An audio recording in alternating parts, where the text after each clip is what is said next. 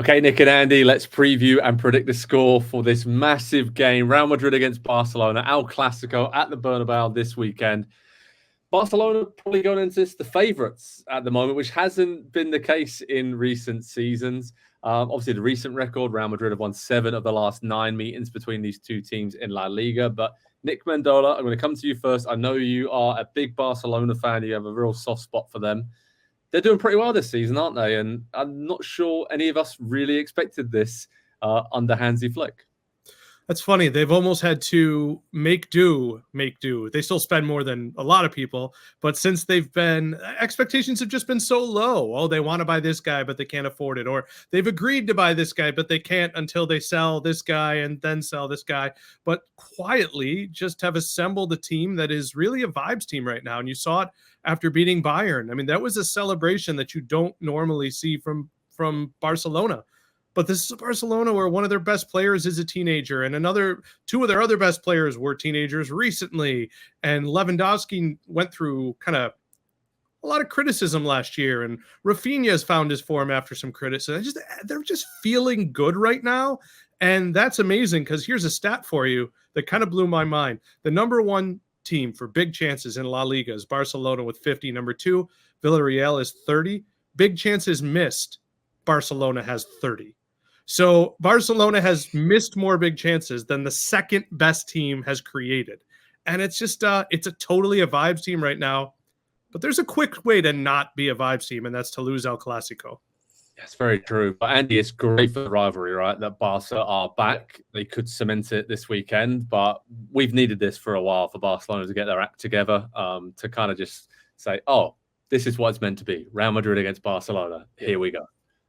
Yeah, it almost kind of shows you a little bit of where they are in their projects now as well, because Barcelona have been stuck in this financial situation for a couple of years, and so they've been figuring out these solutions and piecing together what works on the field however they can. It feels like they're getting close to maybe being at the end of that, and they have something really nice to work with. To Nick's point, it's obviously a very young team. We've been talking about that for a couple of years with Yamal, Pedri, Gavi in this team. It's an incredible, obviously, pipeline of talent coming into the team.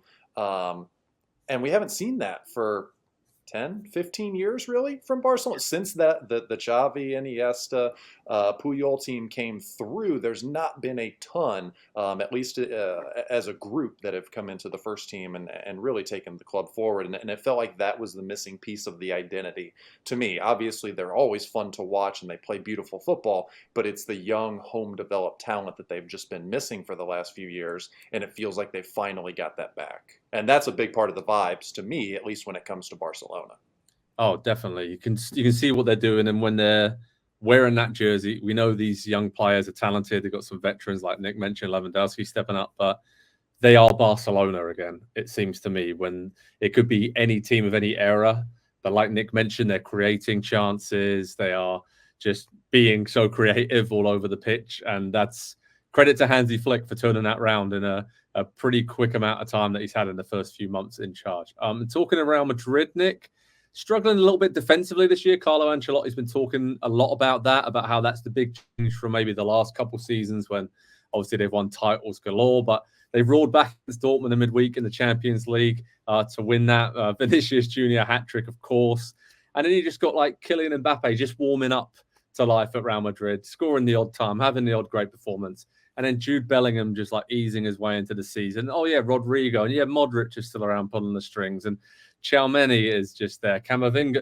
I mean, we talk about Real Madrid and the Galacticos era, but this is kind of getting close to it again with Mbappe and just how young they are and how they can dominate together, right? I think that's the scariest thing, not just for Barcelona, but for the rest of Europe and world football, that if this team stays together and they keep adding these great young players every year, it's a bit demoralizing, isn't it, right now? But there are a few cracks in this Real Madrid side this season compared to the last few. Yeah, I wonder what we're going to see formation-wise because of that. Carlo Ancelotti has done some really interesting things this season. He's kind of the dad of the group. And this has worked for Real Madrid before, even when they were a little bit older. That was the kind of vibe that Zidane had. Nobody was really saying, I mean, I'm sure he was tactically wonderful, but it was more about, well, how do you have an ego when your coach is Zidane? And Ancelotti has a little bit of that dad vibe. I think you can count on them having sway in the middle of the park. I wonder how they'll handle things out wide, because we saw them go 4-3-3 recently, and we've seen them go 3-4-1-2 or whatever, however you want to say that, 3-5-2. How will they approach a Barcelona team who's scoring 3.5 goals a game? And the one thing I can tell you is I can count on Valverde to win me the middle, but maybe there's a little bit out wide that makes you a little bit nervous. So, yeah, I think anything could happen, but how are they going to approach it? Is Carlo going to attack? Yeah, Andy, I think midfield, Nick mentioned it, Valverde's excellent. I don't think I've ever seen him have below a 7 out of 10 performance all of these years. But alongside him, Modric started in midweek, probably isn't going to start this game given his age right now. So what, Tchouaméni for a more defensive, Camavinga, I guess, slightly more offensive minded. It's difficult, right, to set this up because but we mentioned it there, Nick mentioned it, Barcelona can blow you away in a 10-minute spell. Sure. So the last thing you want to do early in this game at a Clasico is leave yourself wide open in front of your home fans. The white hankies could come out pretty early if that is the case, and Barca are finishing like they are early in this season. So what would you do if you're Real Madrid? Yeah, I know it won't be Luka Modric, to the point that you just made there, Joe. Like the point of his career that he's at, he's a very specific moment kind of player in the team, probably when you want to bring in a number of other youngsters and kind of give them that reliable hand.